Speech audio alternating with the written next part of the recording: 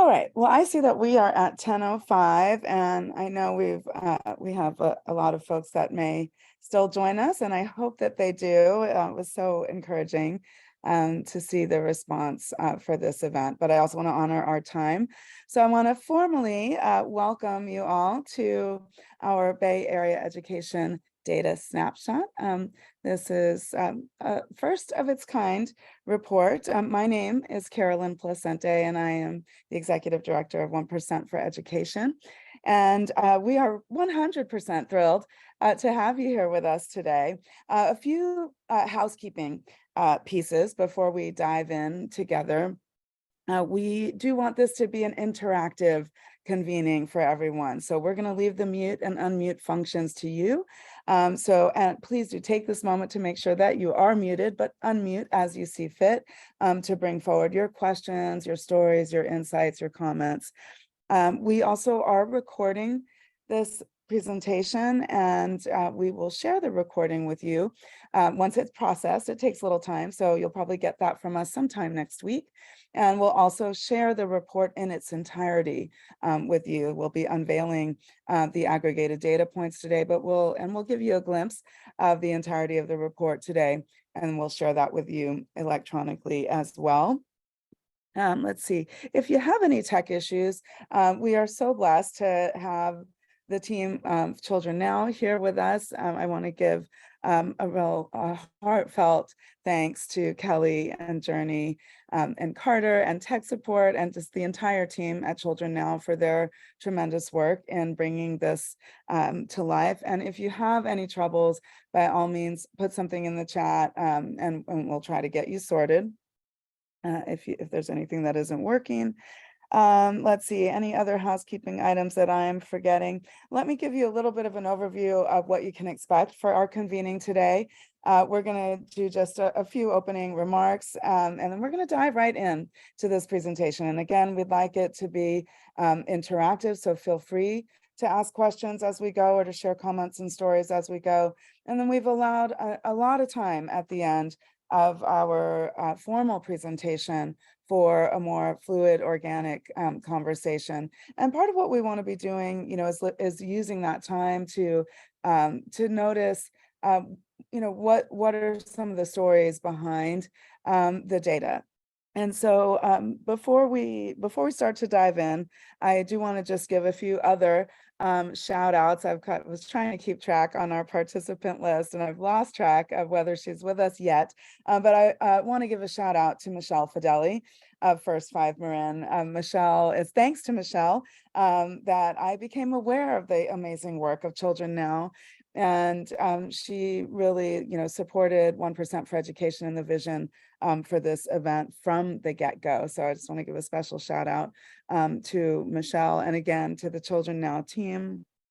And I want to also just kind of take a moment and acknowledge that, for some of us, there are some familiar faces in this virtual space together. For some of us, there are some new faces in this space. And I just wanted to kind of take a moment to breathe together and to set the intention for connecting authentically and to be in a space of gratitude, to know that even for what we may not yet know about each other and how we each do our work, we are all here for one core reason, and that's for our children and youth here in the Bay Area. And so that gives me great inspiration.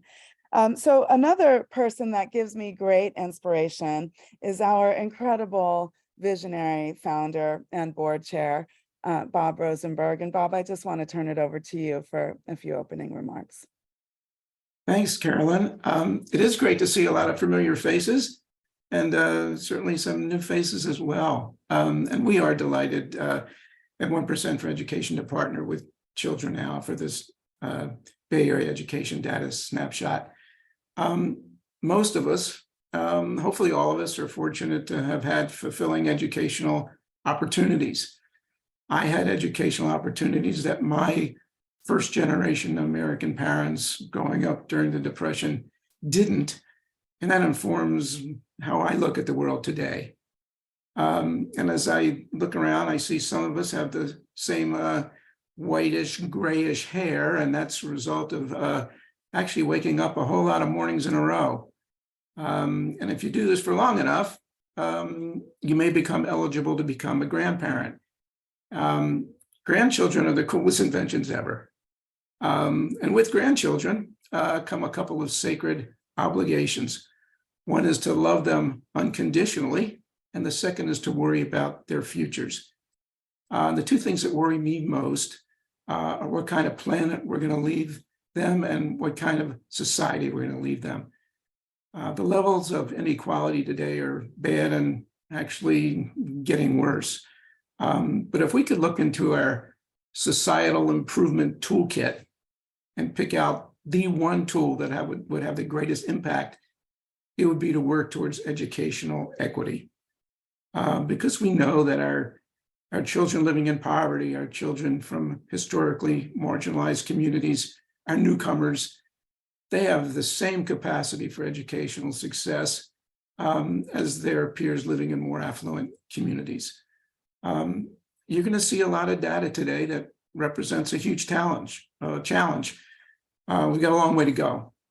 But the good news is we can do something about it. Our public schools can't do it alone, nor should they. But when in partnership with community-based, educationally focused nonprofits, the odds go way up. And there are organizations out there working every day, providing direct services to the kids who need it most.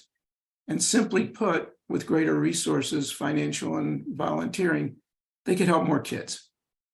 And that's why I founded OnePercent for Education, to enroll visionary businesses of any size, foundations, individuals like you and me, who pledge to support trusted, educationally focused nonprofits. To date, we have 28 nonprofit partners. Some of you are on the call here today, and we have a few in the pipeline. And our nonprofit partners are providing services throughout the 9 Bay Area counties, cradle to career, in areas such as early childhood development, restorative justice, social emotional learning, college access and success, and more.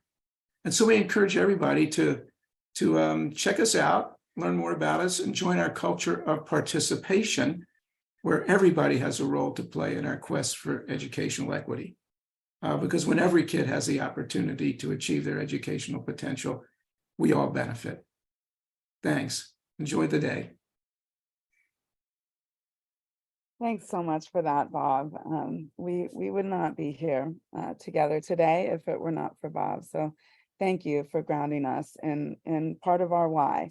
And I want to share a little bit more about that and offer a little more context of why we're here today and why we've collaborated with Children Now to bring you this inaugural Bay Area Education Data Snapshot. And I want to also really acknowledge that here we are, just about 3 years after the pandemic shut down, changed education forever. And one of the questions that really drove us in doing this work and doing this collaboration with Children Now is really, what does it mean to work regionally and locally? And I'm so excited to see that we have representation on this call right now in this virtual space together from really all around the Bay. We've got, the East Bay, San Francisco, South Bay, North Bay. And so, what does it mean for us to work together both locally and regionally for our children and youth? And, part of that question makes us ask the question, well, what does it mean to be a region, right? And, there's a lot that can be said about the San Francisco Bay Area region, resource-rich, resourceful people residing in the San Francisco Bay Area, so much unique special qualities in this area. And one of the ways that we can define a region as well, is by the commonalities shared amongst the people who live in that region. And, when we think about the long road toward a more equitable future, I think, it's often been said, right, that California is a bellwether state for this country. And I think if we say that, I think we can also say that the Bay Area region is a bellwether region. And that makes us ask the question, what would our shared future be like if one of our primary commonalities was the quality of the education that we provide to our children and youth? As we sort of find the way forward together, contending with the impacts and the losses and the learnings from the pandemic, we need to be asking ourselves, how are we doing by them? How are we meeting our obligations to them? I want to know, and I think we all want to know, what it would look like when we provide our children and our youth with equitable educational opportunities, when we give them what they need to chart their own paths forward on their own terms. We don't know the answer to that question yet, because we've not done it yet. We've not succeeded at that yet, but we believe it's possible.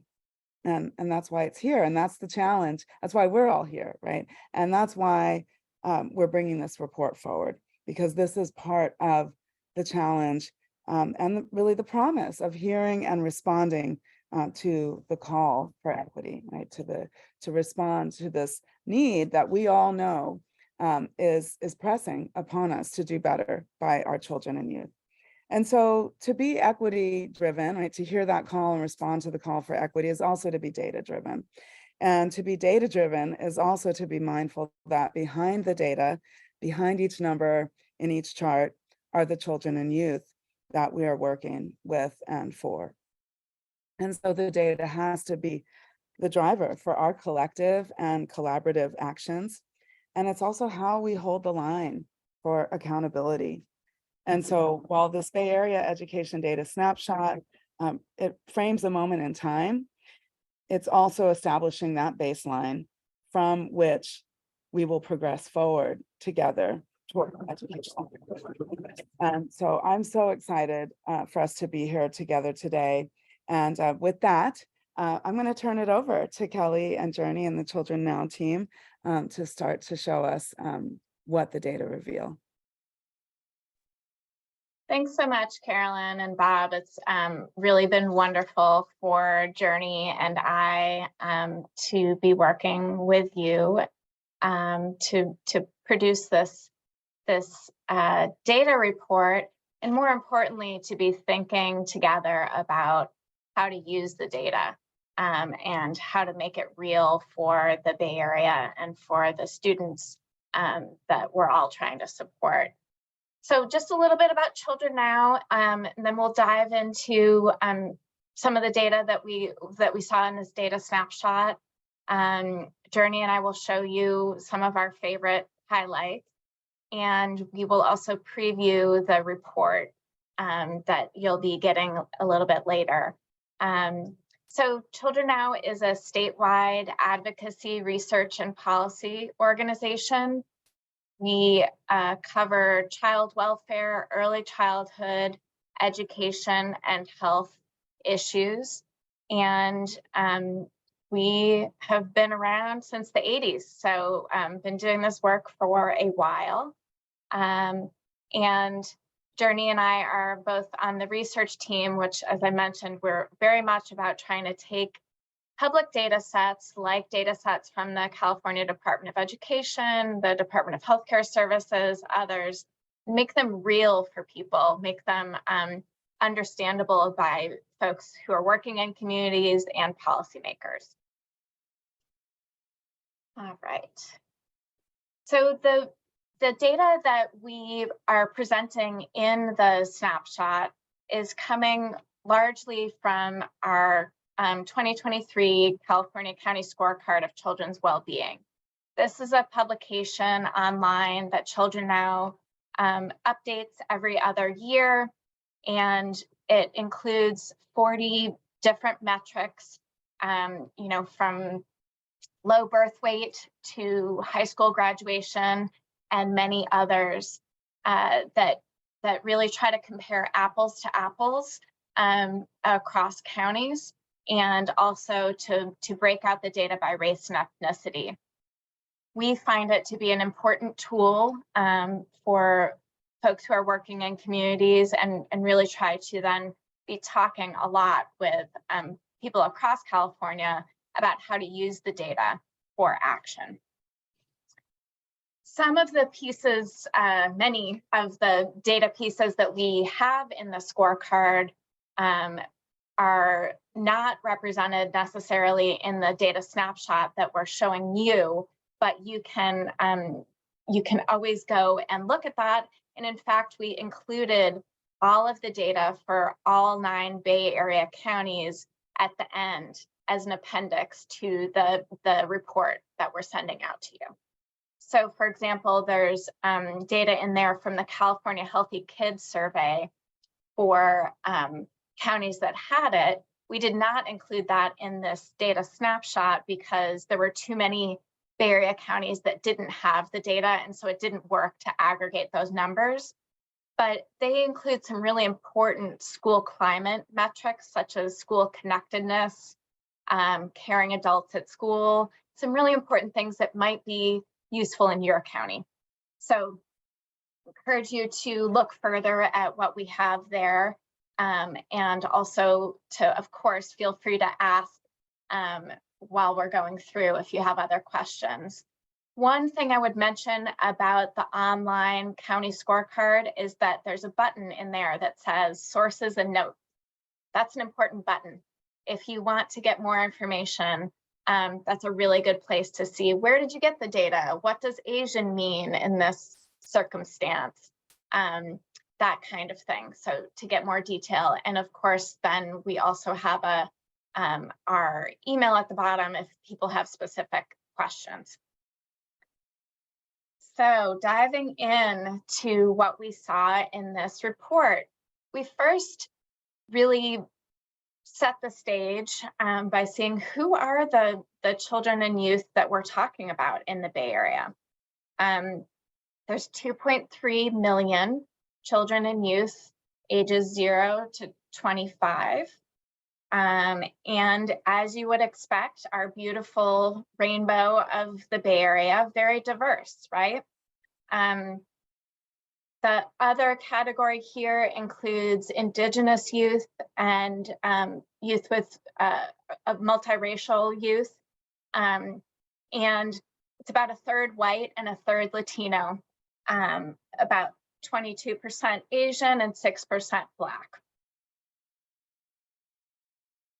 The real takeaway here, of course, is the diversity and also just the huge amount of children and youth who are children of color that you'll see in the data later on that, and you probably already know that we need to do a better job of supporting through our educational institutions.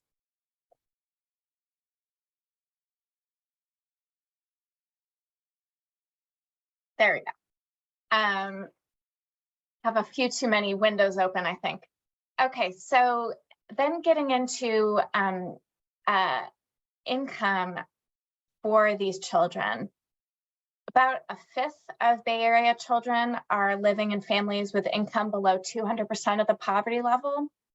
200% of the poverty level, this graph is really just to show you how little that is. If you're trying to get by in the Bay Area. And we use at Children Now 200% rather than 100% of the poverty level because, boy, can you imagine getting by on $21,000 a year for a family of 3 in the Bay Area? It just doesn't happen.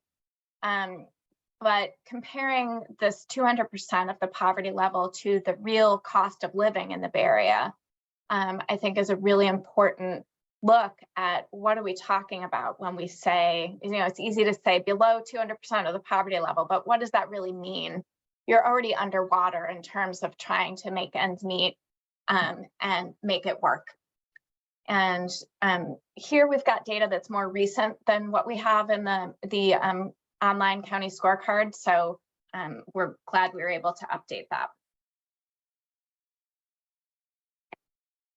Food security is also a very important sort of setting the stage background metric for when we're talking about educating our kids. So it's so important to a child's ability to learn and thrive, and frankly, an adult's ability to learn and be able to succeed. We know that schools really made heroic efforts during the pandemic, especially the early days of the pandemic. I don't know if you all remember those huge lines coming out of schools for people coming to pick up school meals when the schools themselves were closed, when the buildings were closed. And that universal school meals are a big step forward in that all students are able to access school meals now. But we still have too many hungry students. And you can see that there's over 150,000 hungry in food insecure kids in the Bay Area trying to go to school and learn on the daily. And now I'll go ahead and turn it over to Journey to dig into our preschool data. Thanks, Kelly. By the 2025-26 school year, the state plans to make the transitional kindergarten program universal, meaning that a spot will be available for all 4-year-olds. The state also plans to expand access to preschool for all 3-year-olds. In the meantime, it's important to monitor the state's and the Bay Area's progress. Right now, according to analysis of the American Community Survey, only 57% of 3- and 4-year-olds in the Bay Area are enrolled in preschool or TK. While estimates are too imprecise to report for Black 3- and 4-year-olds and 3- and 4-year-olds of other races, the data we do have shows a picture of racial disparities. Structural inequities like racism, income inequality, and language barriers are making it harder for example, Latino families to enroll their 3- and 4-year-olds into these programs. If we truly wish to combat the opportunity gap early, these inequities and other factors like the low pay for early childhood education workers have to be addressed. Next slide, please. And as I mentioned a second ago, the opportunity gap and the achievement gap is seen early on in the educational system and keeps compounding. On the screen, we're looking at the percentage of 3rd graders across all public schools in the Bay Area who met or exceeded standards in English language arts and literacy. In the Bay Area, an average of only 51% of 3rd graders met or exceeded grade level ELA standard. However, at a racial and ethnic sublevel, figures can run several percentage points below the average, as is the case for Black and Latino 3rd graders at 24% and 28% respectively. Figures can also run several percentage points above the average, as is the case for Asian students at 73%. If reading is so fundamental, how do we make sure that all of these kids get to 100% who meet and exceed standards in ELA? Next slide. However, across racial groups, academic outcomes get worse as students get older. This slide is showing the percentage of 8th graders across all public schools who met or exceeded standards in math. Now, only 40% of all 8th graders in the Bay Area met or exceeded these math standards. 1 out of every 9 Black 8th graders met or exceeded math standards. 1 out of every 9. A lot of people, when it comes to standardized testing outcomes, really push the messaging of, we want to return back to pre-pandemic onset test scores. We want to get our kids back to normal. Although we don't have Bay Area figures for prior years, I really want us to interrogate this. Was that old normal sufficient? Did these racial disparities exist before? How can we give our kids better, AKA what they deserve?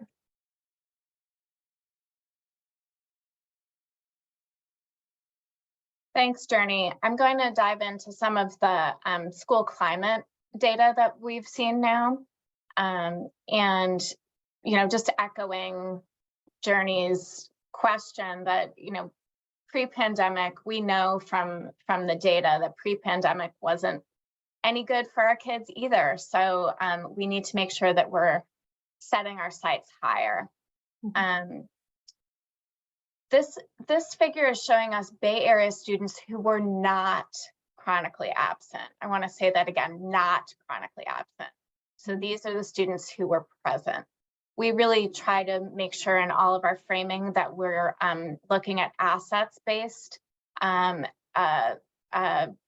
And so sometimes that leads us to flip the data around so that we're looking at how can we get everybody to 100% and that being the standard?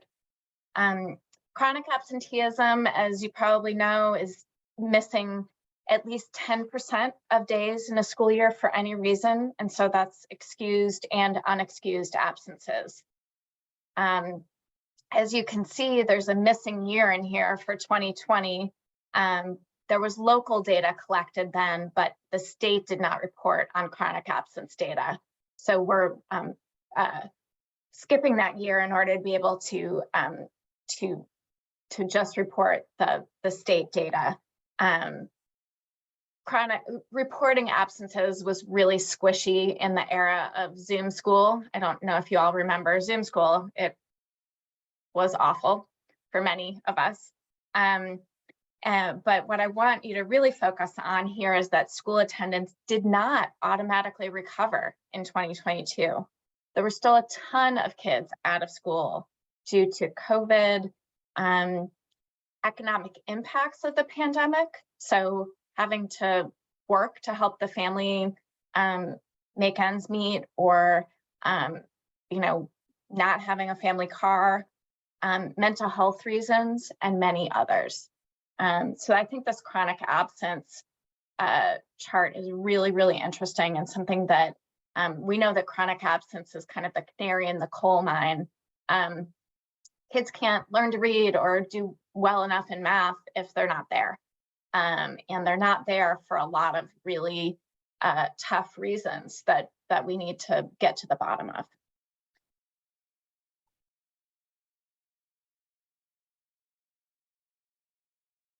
This data is really interesting to me as well, and shows a more positive story. Again, this is suspensions that were not due to disruption or defiance. Disruption and defiance is sort of a catch-all category that was often used in the past in order to basically remove kids from the classroom that were being disruptive rather than dealing with them. And this data reflects the percentage of students in all public schools across all grade levels who were suspended for more serious reasons, not disruption or defiance. So the legislative history on this really impacts this huge positive jump that we see between 2011-2012 school year and the 2021-22 school year, in that many more kids were not suspended due to disruption or defiance, which is a good thing. Assembly Bill 420 in 2014 eliminated these defiance expulsions and suspensions for kids in grades K through 3. And then Senate Bill 419 in 2019 by our very own Nancy Skinner eliminated defiance suspensions for kids in grades 4 to 5. There's a current bill out there, Senate Bill 274 by Skinner again, that would permanently extend this ban on defiance suspensions in middle schools and high schools after 2025. But some of the state's largest school districts, like LA and Oakland Unified, have chosen to ban defiance suspensions for all students. And there's much, much more on this topic at fixschooldiscipline.org. Children Now has been very proud to be a part of this legislative history and this work. And the Fixed School Discipline Coalition has really been leading. This story shows the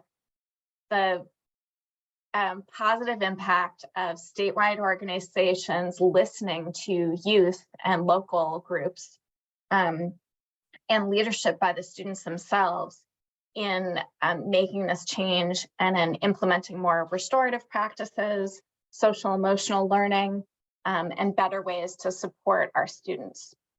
I think we'll talk more about this during the discussion. I know this is an area that is rich for discussion, and something that you've got some local leaders who are really important on this work. One other metric we looked at is teachers who were fully qualified.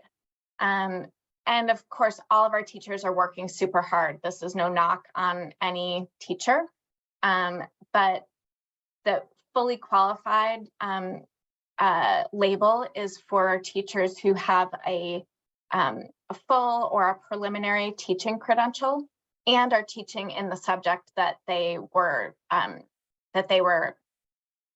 verified in. The ones who are without a full credential are, for example, teachers who are on an intern credential or those who are teaching out of field. So an art teacher teaching music, for example, something like that. There's a lot more information on this topic and a lot of really rich data. If you want to get into it on the California Department of Education website. And the level of oversight from the Department of Education is because of the fact that generally more qualified teachers have been clustered in higher income, whiter schools and school districts. And that's a trend that they're working to make sure is changing. And so that's why there's this level of looking at what's called TAMO. It's the Teacher Monitoring and Oversight, TA. I'm forgetting the A, but I'll put it in the chat. Assignment monitoring outcomes. Journey's always got my back. So this data is, again, very rich. And just for your information, the statewide average was also 83% on this metric. And then I'll turn it back to Journey. And while I'm doing that, I'll take a look at the chat and see if we've got questions that need to be answered. Thanks, Kelly. Okay, so every student deserves the right to finish their K-12 education, and a high school diploma unlocks so many opportunities for students post-graduation, regardless of whether the student wants to continue their education in college or enter the workforce. And while the Bay Area four-year graduation rate of 85% is something that many other regions in California would strive for, we all want this to.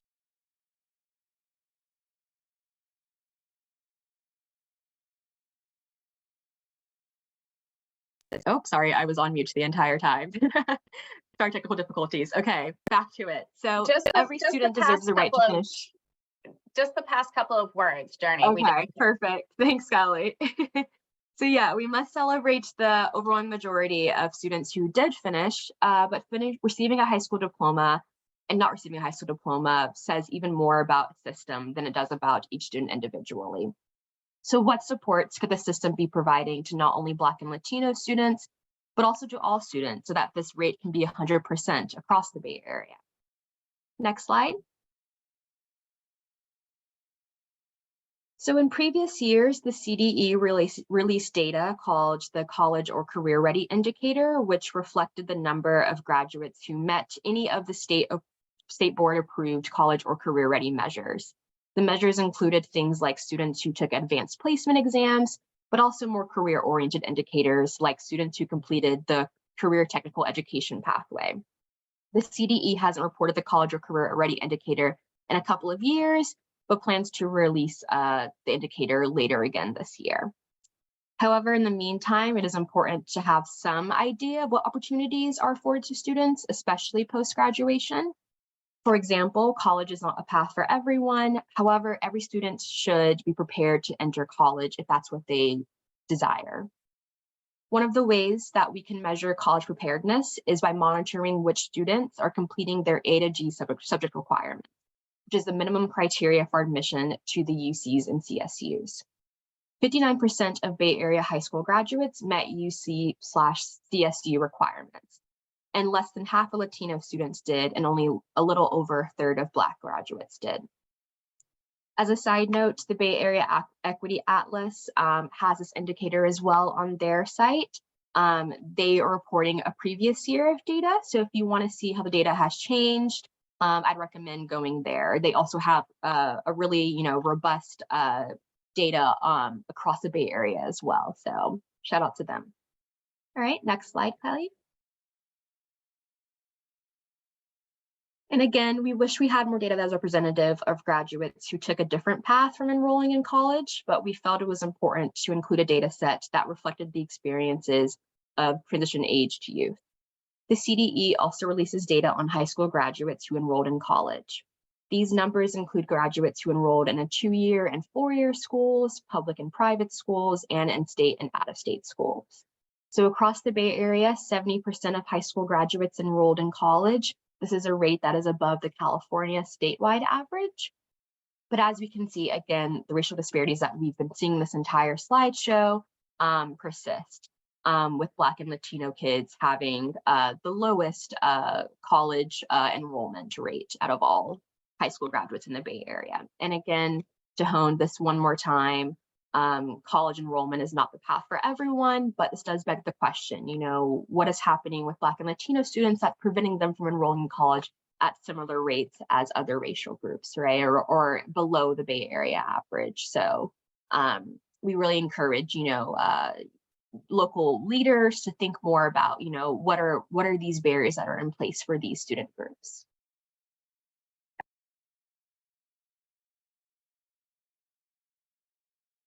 Thanks, Journey. And now I'm going to gracefully transition my screen sharing over to show you a sneak preview of the report. A lot of the pieces in there will look familiar, but I just wanted to orient you to how it's organized. So here we go. Let me share.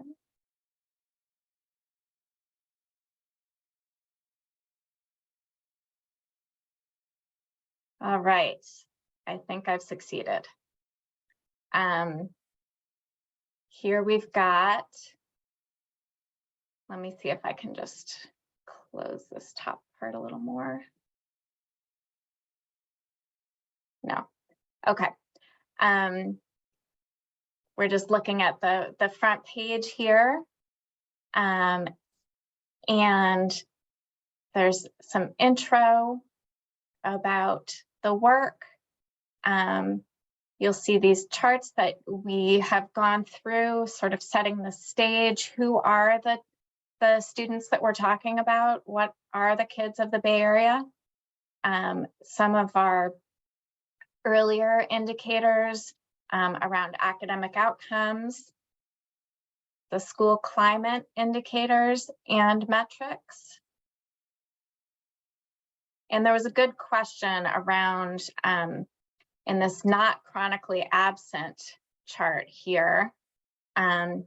What is the difference between all and the statewide average? And this is the Bay Area all. The statewide average is the California average. So that's a good note. We'll make sure that's clarified. Whoop. It's a real point here between making it seeable and also not too small.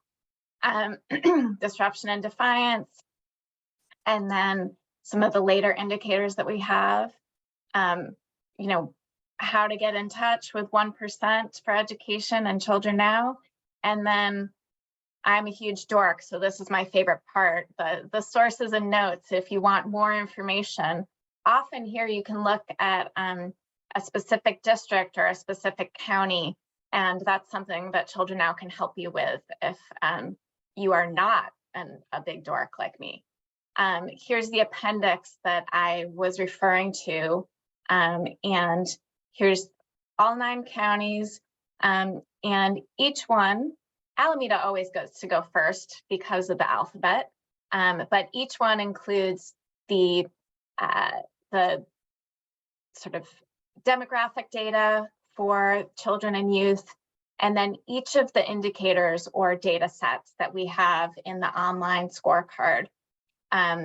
So for health, education, and these are broken out by the county all, and then by county racial and ethnic categories, where we have race and ethnicity data, which we do not always have. Something Children Now is working on a lot. And then the county rank just shows where the county falls in relationship to the other 58 counties. sometimes useful information to look at, which county is #1 and what are they doing? And maybe we can learn from them. Our child welfare indicators, and that's the end of the data for that county, and it follows for each of the counties. So again, that's online, and I'll drop the link to the scorecard in the chat, and happy to answer any questions that folks might have about that. But wanted to just give you a little sneak preview of the report that will be coming to your inbox shortly. And Carolyn, I think I can turn it back to you for us to start our discussion, and I will stop sharing so that we can see faces, I think. Thanks so much for that, Kelly, and Journey. And that's just, this report reflects so much important work. And some of, as we mentioned, as we got started together today, part of what we want to stay mindful of is that, every point in each of these charts represents children and youth around our region. And so we also want to be mindful of the stories, right? The sort of what's qualitatively going on behind this data, and also to keep that asset-based approach, right? And to really look for places where, we may have some homegrown kind of, local recipes for success that are driving some of the positive trends that we're seeing in this data, and to better understand, what are those recipes, and how, and can we bake them somewhere else, right, in the county? And so I want to make sure that we have some time to really lift up some of those stories in our time together today. And I know there's so much also that's, rich in this data to dig deeper into, but I just wanted to start by opening it up to, I'm going to share my personal bias. I hail from West Marin, and I'm also a mom, and so I have 2 children that have been going through the public education system here and that have benefited from incredible programs and services from our community-based organizations. And we have some of those partners here with us on the call. And I just wanted to start with a pitch to some of the folks doing incredible work on the ground here in the Shoreline Unified School District, just to share with us some of your recipes for success, if you will.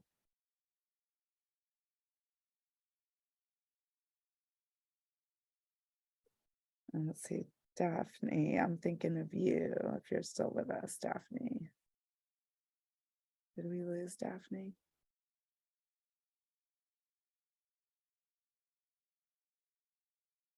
Let's see. Well, we can come back.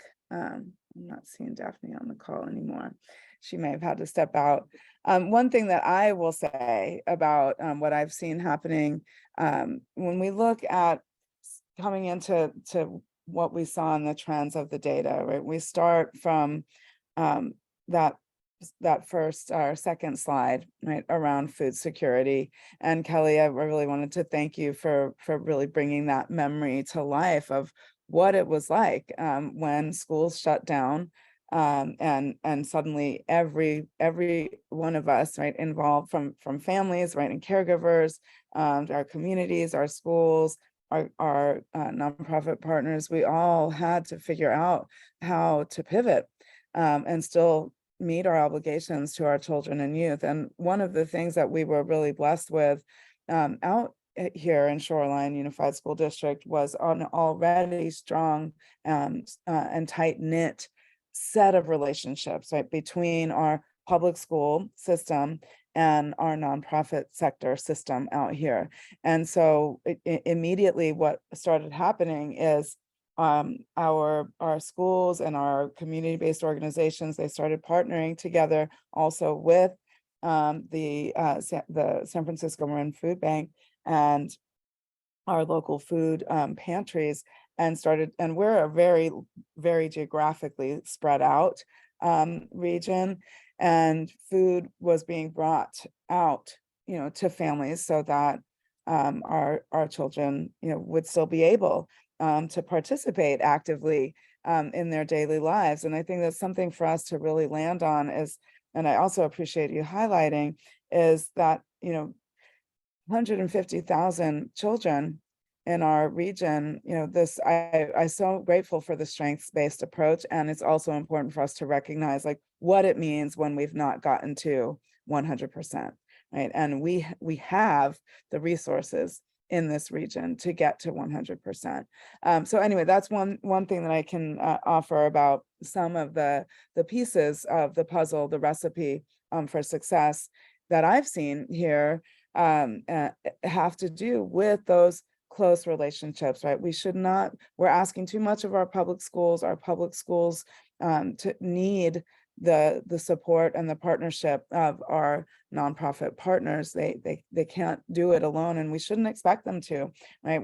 If we want to educate the entire child, we need to be approaching the whole child from whole child design principles, both inside the classroom and within our nonprofit partners and their programs and services, all of which, right, are critical to ensuring that every child receives the supports, the resources, the opportunities that they need, right, to thrive.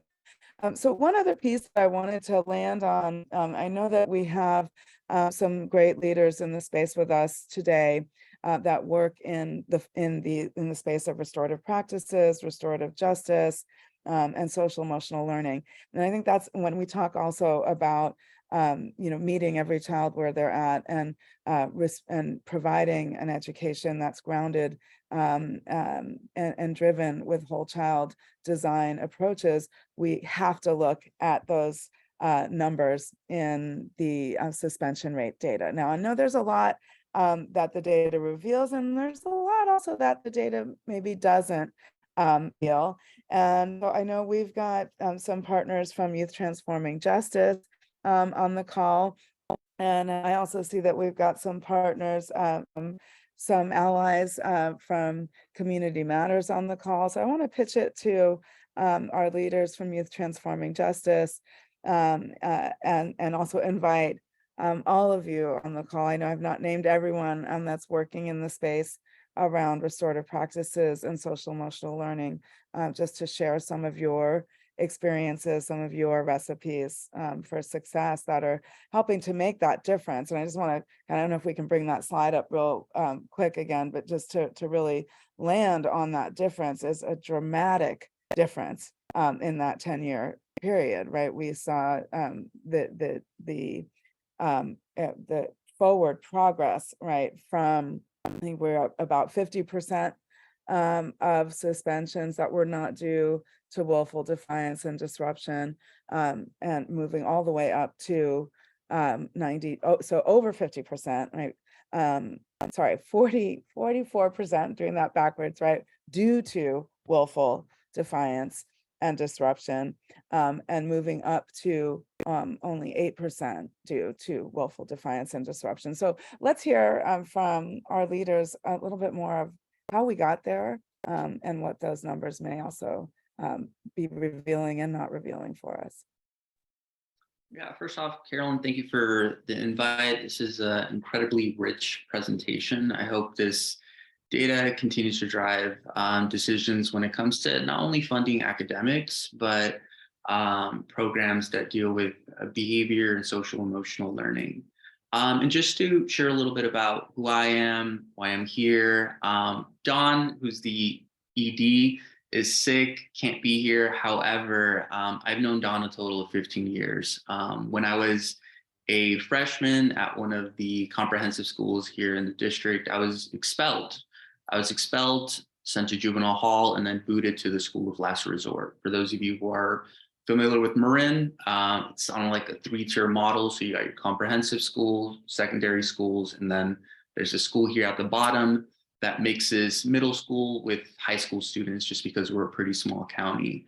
And because I was on probation, it was mandated for me to attend an after-school program that Dawn was running. And many of you might say, wow, that's kind of unfortunate because once the bell rings, you just want to go hang out with your friends, have fun. And while that's the story for many of the youth here in Marin, those of us who were attending that school were doing everything possible to avoid our homes because there was just a lot of dysfunction, right? So here was somebody that out of like the kindness of his heart stood up and said, hey, you guys, like maybe the schools don't want you, maybe probation's giving you some mixed messages here about your behavior. But you're human, you matter, and therefore, you know, we're going to take care of you. So he would take us on these amazing field trips, feed us real yummy food. And it was just stuff that our parents couldn't provide for us, since many of us were coming from low-income households. So a lot of the work I do today, it's something that I'm passionate about because of, you know, my own journey and seeing many of my friends going off to prisons, jails, institutions, because the system that was in place back then just wasn't really fit to handle a lot of the trauma that many of us had. So fast forwarding into today and a lot of the work that we do here in the San Rafael City School Districts and in the county in general, we've ran the youth court program here for a total of 20 years. Once the pandemic hit, we went virtually, we left the court behind, so no longer are we in the Civic Center. And we decided to go through a name change, which we're now YTJ Peer Solutions. And we work with the courts, probation, and the schools to handle some of the lower level offenses. Occasionally we get some wobblers that could either be felony or misdemeanors. But our goal is to divert juvenile prosecutions as well as keep kids in school. And once the San Rafael City School District decided to remove SROs from their program, it really allowed for nonprofits to come in and provide like multi-level support to the students. And we were one of those programs that stepped in. And a lot of the teachers were mentioning like, hey, there's, you know, a increase in behavioral issues that are happening in class. And not only were we hearing it from the teachers, but, you know, the number of referrals that we were receiving from a lot of our partners was also beginning to increase. And what we decided to do in partnership with the school was to prop up in-house suspension diversion programs at some of the high schools as well as some of the middle schools.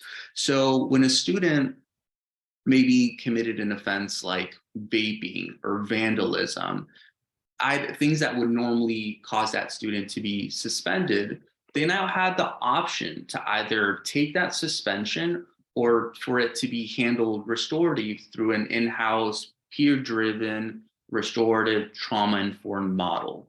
And we worked with the teachers in various trainings that we had to get them familiarized with our model, as well as working with students who are interested and advocating for their peers on the school to prison pipeline and how they can work to dismantle that.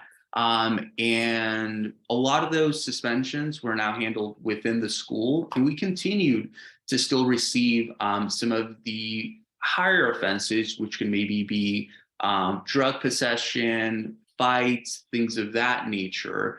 And it's important that those referrals came to our county youth court program, because anybody that goes through that program is mandated to also attend a 12-hour drug and alcohol safety skills training, which includes both the parents and the youth. And if you grow up in the larger Bay Area, you know, there's a lot of affluence, and with that affluence comes an abundance of drugs that our youth are trying to navigate. And just to give everybody here a little bit of background to like what's youth court, how does that work? You're more than welcome to pop on screen any Wednesday and observe one of our hearings. We'll actually, you know, be happy if you do. But any young person that goes through the program has an opportunity to not only share what it was that got them referred to the program in the first place, but they're also asked questions about their home life. How are they doing in school? What's their drug experimentation like? What are their interests? What are their passions? So by the end, the youth are able to construct a restorative plan for that young person. And it's important that they know who that person is as a whole, not for the last silly mistake that they made. And we don't call it community service, we call it community engagement, because we don't send youth to go pick up trash on the side of the freeway, right? We want to make sure that we're connecting them to things that they're maybe interested in, or things that they were doing and they were really passionate about before they picked up alcohol or nicotine or cannabis.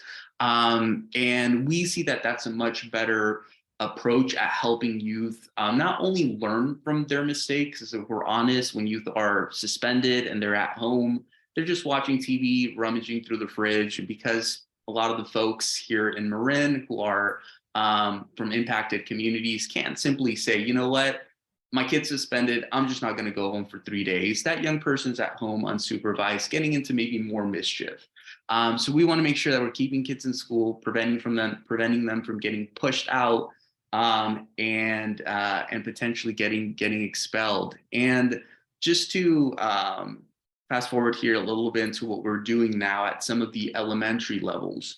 We're working with the middle school and elementary population with community building circles. Some of you might be a little bit familiar, but it's just a space where we're able to get the teachers and the students to really build relationships, and for students to understand that, hey, a lot of my classmates don't maybe look like me, speaks the same languages that I do at home, but we're going through this human experience together, and there's so many other things that we can relate to. And that's where we're able to really create a strong bonding system at school, where the youth has so many different points of contact that are healthy for them. And more importantly, it's also a space where the teachers or other adults can identify which students maybe have a high ACE score just based on some of the information that they're sharing, and they can get some support real early on, as opposed to waiting for them to grow older and start getting suspended and expelled, because at that point, adults are a little less likely to want to work with them. So this is us being proactive, as opposed to just reacting to those suspensions that are coming to us currently. So that's just a little bit of what we're doing. I'm happy to answer questions. I also know there's other folks here who are doing amazing work that I would also really like to hear from. Antonio, thank you so much for that, and for the great work of Youth Transforming Justice. And I know we are blessed to have so many strong leaders on this call. But I just want to ask kind of one follow-up question. Firstly, if you don't mind to drop in the chat, thank you so much for that invitation for us all to be able to kind of dip in and see Youth Transforming Justice in action. The two things that I wanted to dig in just a tiny bit deeper, if you will, for us, Antonio. I know that you also serve as chair for for the Juvenile Justice and Delinquency Prevention Commission in Marin. And so I'm interested to see, I know there's a lot of data work, right, that happens on that side, right? And some of what I know keep learning together over time, right, is that the more we can create linkages between our systems, or between our education system, for example, and our juvenile justice system, right, the better we can do by our youth. And so I'm interested if you can share with us a little bit of, what any other insights that you have around the data. I know that the data doesn't tell the whole story. So for example, and I want to make sure, Kelly and Journey, correct me if I'm not quite getting this right, but my understanding is that what we see in the suspension data, which while we are seeing in a very positive story, what we're also not seeing is data around in-school suspension, right? And in-school suspension is kind of still this this space, right, where it's not equitable, right? It doesn't, not every student in-school suspension is receiving the same type of support, right, in that in-school suspension space. And so Antonio, can you speak to that a little bit?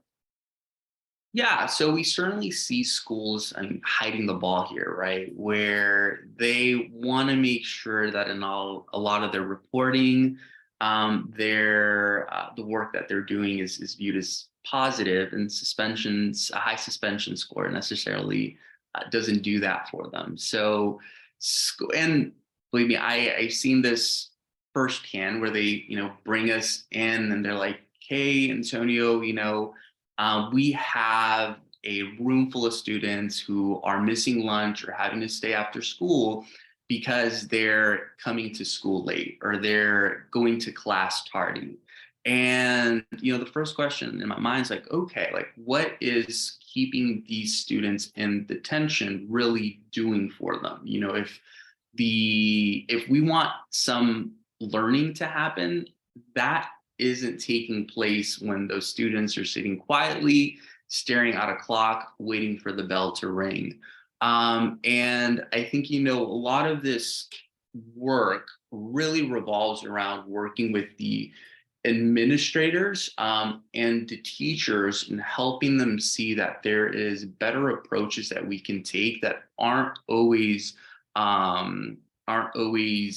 punitive at addressing some of the core issues here. Because if a student isn't coming to school on time, they're probably pretty disengaged with the whole education model as it is. And by keeping in detention, you're not motivating them, especially on a strength-based model, to get them to incentivize them to really come to class on time. And so, yeah, just a lot of work that we're doing with the administrators. Also, Carolyn, you mentioned some of the work that the Juvenile Justice Delinquency Commission is doing. And I'm happy to share this data with all of you. We were fortunate to have a lieutenant on our commission who, during the racial uprising, social justice uprising, was tuning into a lot of the calls that were happening in the county where youth, parents, were voicing some of their concerns about having law enforcement officers on campus. And with him being so close to the data, he knew that a lot of what the students were mentioning, where they were feeling like they were being targeted by some of the law enforcement officers, just sounded a little incorrect, because through the data, a lot of the calls that were coming into the different police agencies were initiated by the school.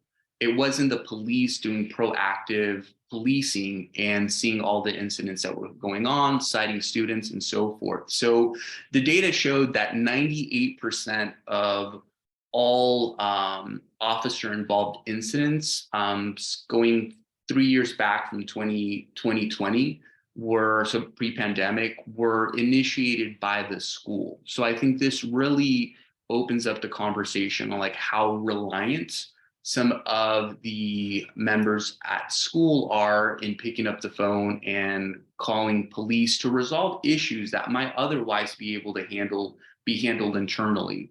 And I say this understanding that school officials are under an immense amount of pressure, and it's incredibly difficult at the moment to really have enough support resources to help these youth. But I think that's worth taking a look at, as well.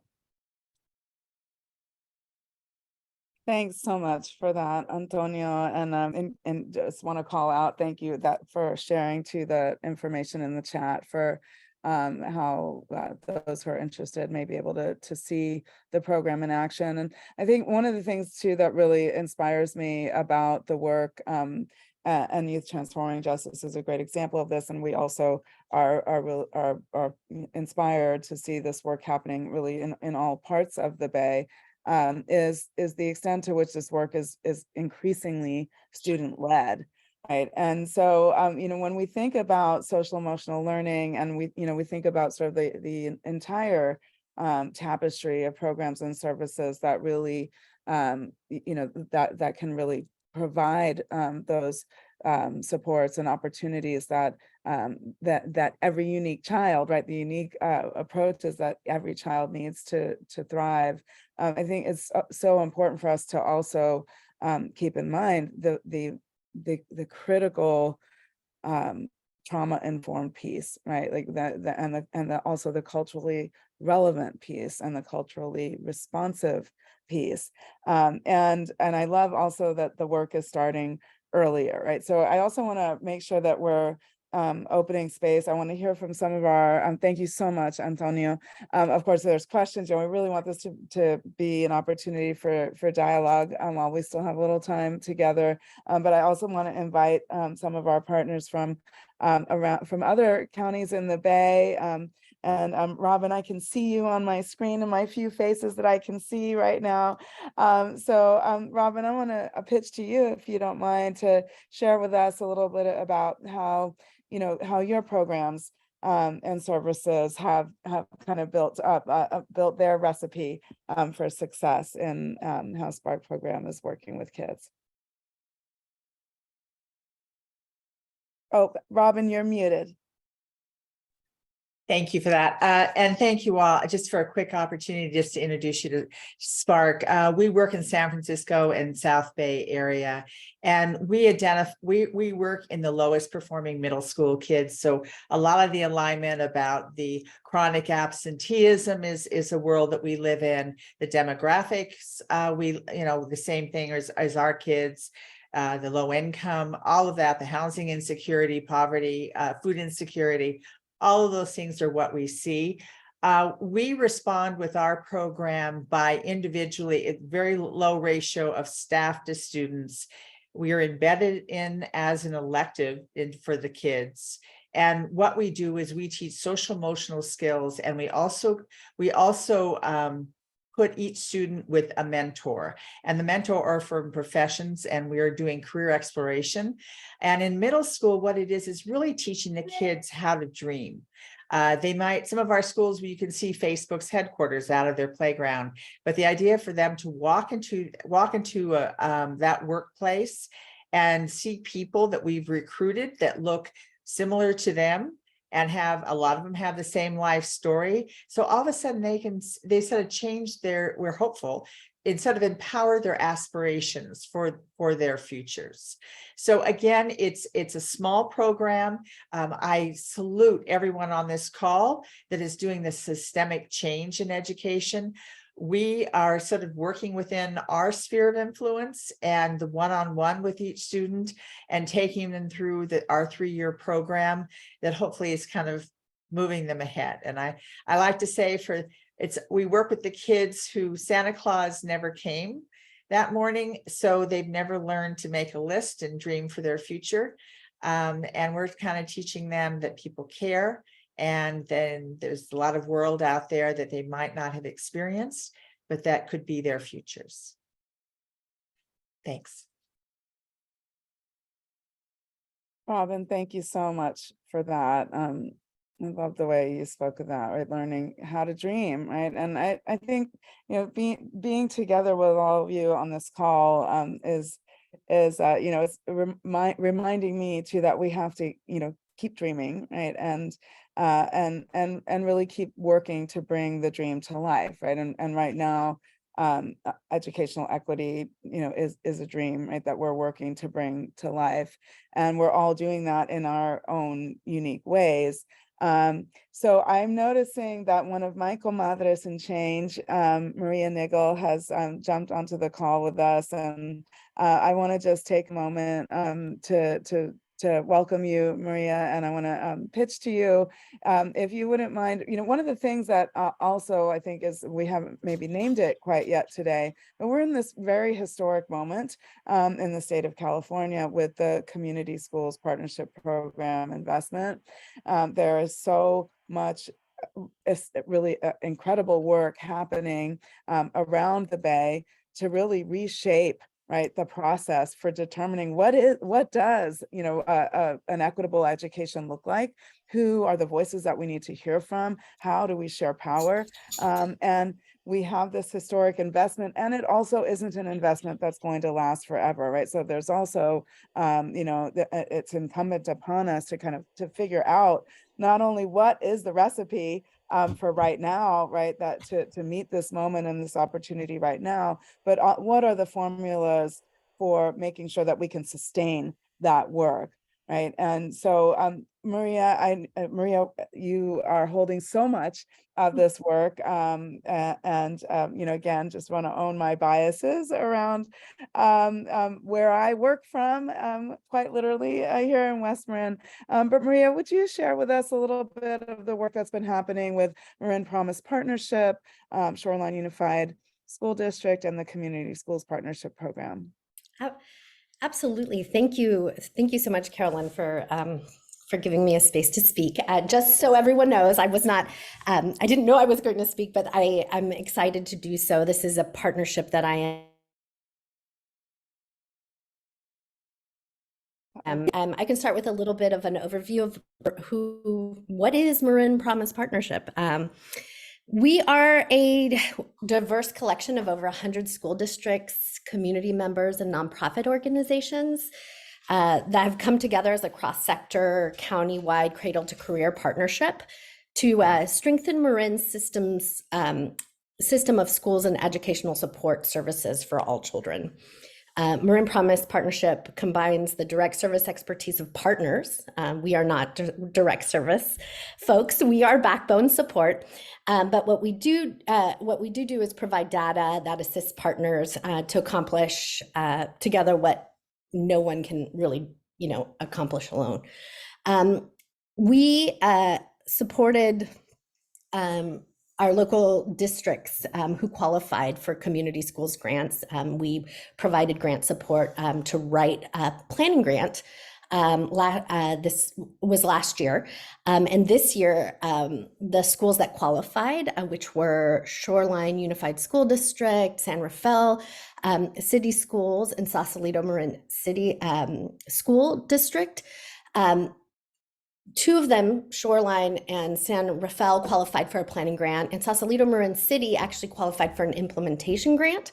And so basically our role in the community schools work and the planning work was to provide the backbone support. So we did a lot of results-based accountability facilitation in meetings. We helped support the community schools directors in building infrastructure that can be sustainable so that they can pursue the planning process and eventually also apply for the implementation grant after a year of planning with community. We also developed sort of the rubric and the accountability processes using the national network of community schools exchange work, and also a lot of directive from the California Department of Education. And so building out sort of all the processes, the rubrics, and also the accountability structures that really had a lot to do with community engagement, with student engagement. How are we co-developing this community schools vision? What does that look like? Who's in charge? Are we just informing? Are we tokenizing community, or are we really deferring to community in what is needed to make our schools thrive and to bring in a real whole child perspective on it? And so it has been quite the lift.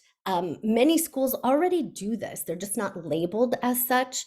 And some schools have certain things in place, but not all of the conditions that they need to have in place to be able to make a community school possible in their area. Integrated support systems from our community partners. We learned so much from the pandemic, that schools really were the hubs for many families and for students, and the loss of that sort of place, was difficult. But we also knew that there were so many other supports that children needed: food, access to housing, access to connectivity, access to other supports, mental health supports, sports, all of those pieces that the school really is the hub. And we wanted to take that learning and we wanted to make sure that the community school work was really embedded in that community learning that happened at that point. And so it's been, like I said, a year of planning, a year of really looking individually at the districts as well, because every district and every community is different. So there's some core conditions that always need to be there across the board. And then there's some adaptive pieces that need to come into play based on the community that they're serving. So we were able to help really backbone that process and support and scaffold and make sure that the community schools directors had what they needed to be successful. And they just They just finished writing their implementation grants. MPP supported with that grant writing as well.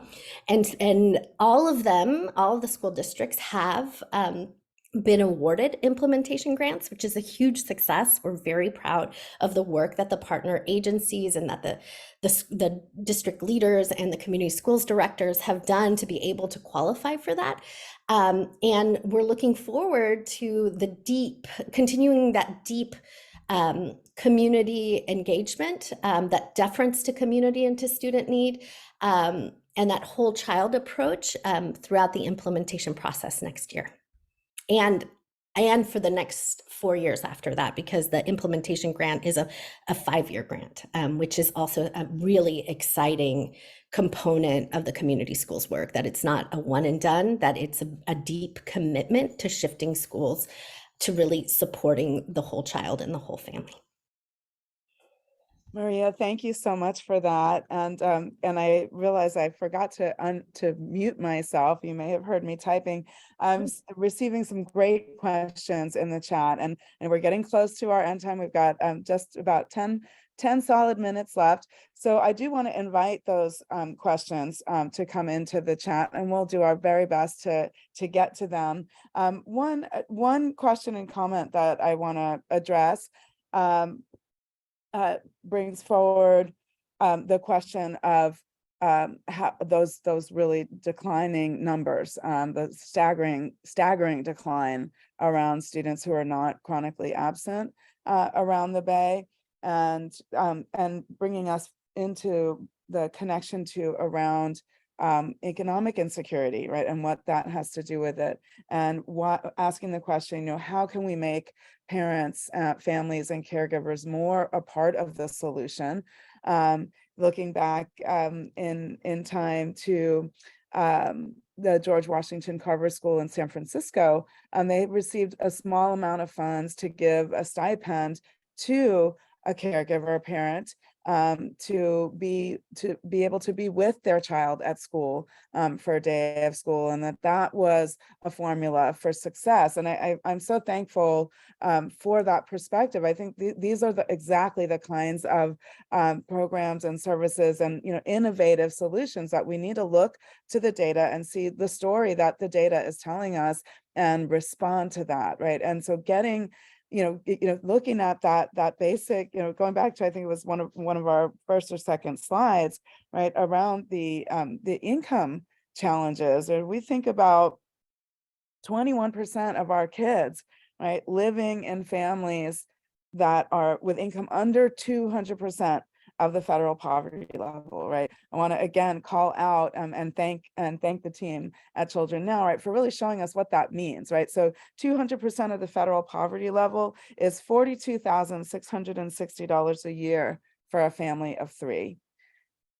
So we have 1 in 5, a little over 1 in 5 children in our region living in that economic reality on the daily. Right, and we're expecting them to show up, right, and to be able to participate as fully in schools as the other students, right? That's just an unrealistic expectation, particularly when we layer then on top of that the reality of what it takes to actually afford to live in this region with a family of 3. What is needed is $109,307 a year. We see some really just a gaping disservice, right, to a gaping misuse of resources. And I think this is one of the things too, that we have to be thoughtful about. And thank you again, Maria, for really giving us that excellent overview of what the Community Schools Partnership Program kind of demands and the opportunity that it represents. And we need to be creative about how we can develop sustainable funding streams, right, to support this kind of work. And of course, that is our mission at 1% for Education, right, is to be able to tap in. We are this resourceful region, right? And there are so much capital flowing, financial capital, human resource capital, knowledge capital, right? This is a great example of how we can cultivate and share knowledge capital. We need to be deliberate about doing that with our financial capital as well, and come up with programs that can bring the money into the hands of the families that need it, right? And so I think another great example of a program that has worked that sounds similar to what was shared about the George Washington Carver School in San Francisco as basic income programs, right? And we've been seeing some experimentation with that, some pilot programs with that have been really successful to get money into the hands of families. So I want to I know we've got a few minutes left. I'm seeing some great questions here. I want to pitch it over to Jenny Espinosa. Jenny, thanks for being here with us. And I know that you also have some comments and some insights that you want to share with your work from Back to the Start around absenteeism. Hi, everybody. Well, first of all, thank you so much for holding this space and for showing us this data. Before I forget and mention some big picture comments, I just wanted to say I would love to see the data with counties side by side. I assume that exists somewhere, like a dashboard from an equity standpoint.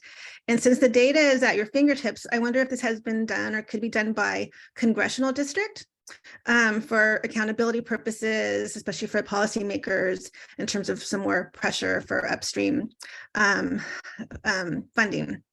So that being said, I'm a physician. I'm executive director of Back to the Start. And in case there's any room for collaboration or cross-pollination, we do not provide direct services for children. We're kind of on the other end of the spectrum. And the pitch that was given to me some years ago was, we have lots of data on the importance of upstream spending in children and education. The needle has not moved as nearly as far as we'd like it to. What can we do about that? And so since our policy and changes now are really driven by stories and narratives, we're a narrative nonprofit, and we're based in the prison system. And so I was a doctor in prison for over 12 years with an educational background. And so Back to the Start basically is a initiative where incarcerated persons, right now at San Quentin, write about their childhood stories. And a lot of this is grounded in education and really underscoring missed opportunities and trying to use that to galvanize support for upstream investments and policies around those early years. And so just seeing this is really grounding for me, because it brings me back to like why we're doing this work. But I also hope it's helpful for all of you to, sometimes we don't think about children like beyond a certain age, think about like my patients in prison. And I've always wished I could go back in a time machine and help them when they're much younger, which is the work that you're all doing. So thank you very much. Yeah, thanks so much for that, Jenny. And I know we're just about out of time here, so I want to move to closing. But I really want to thank everyone, each of you, for joining us on this space today, and for the work that you do in where you are, right, to meet some of the demand, right, to do better by our children and youth here in the Bay Area. Just a couple of quick closing comments. I want to draw your attention to the survey tool that's in the chat. You can click on that link. I would really appreciate your feedback, and that we have a commitment to continuous improvement, and we will very carefully pay attention to your comments. I also just, again, really want to thank you all for taking the time to be here and making this, such a thoughtful conversation. We will share out the recording. I saw a few questions coming my way. This data is great. Please make sure to share it with us. So I also, again, just really want to give a huge thanks to the team at Children Now, to Kelly and Journey, especially for your tremendous work and really, meeting us where we were at with our questions, right? So how are we doing as a Bay Area region? And what we discovered together is that really these questions had not been asked. So I also just want to kind of hold that space for us all together. This is a first, right? And what we have done together, and we'll continue to do this work, of course. The data is out there, right? But you need an amazing team like we have with Children Now to bring it all together and to know, to aggregate it appropriately to come up with the real figures for how we're doing as a region. And now we've done that, right? So we're going to share this report with you. This is the beginning of a conversation that we aim to continue. And if you have more specific questions that we didn't get to know, we tried to get to them, but I'm seeing that we missed some, and I apologize for that. But I do want to alert you that the team at Children Now is available to answer your questions about the data. You can reach them at researchmail@childrennow.org. And Kelly or Journey, if you haven't already, if you don't mind to drop that in the chat for us, that would be great. Maybe you did and I missed it. It's in there, yeah. Okay, great. And I also invite you all to reach out to us at 1% for Education. We'll put our emails in the chat as well. We're bob@1%foreducation.org and Carolyn@1%foreducation.org. I'll drop that in. And of course, we invite you to follow us on social media and to really stay active in our culture of participation and to learn more about how we work and to stay connected with us, to stay connected with each other, to learn more about the children's movement, and for us to really continue that march together towards realizing the dream of educational equity in the Bay Area. Thank you all so much for being with us today. Appreciate you for the work.